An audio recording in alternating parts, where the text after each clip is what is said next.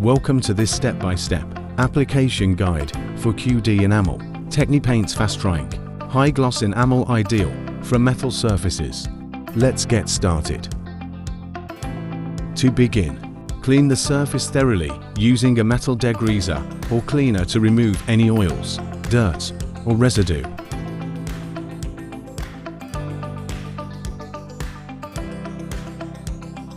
Once dry, open your QD enamel paint tin and stir well to ensure a consistent, even mix.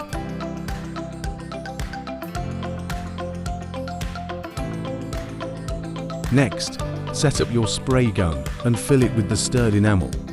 Do a quick spray test to check flow and pattern.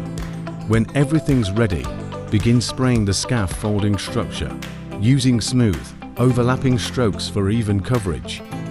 QD enamel dries quickly to a hard, glossy finish, drying within 15 to 30 minutes depending on environmental conditions.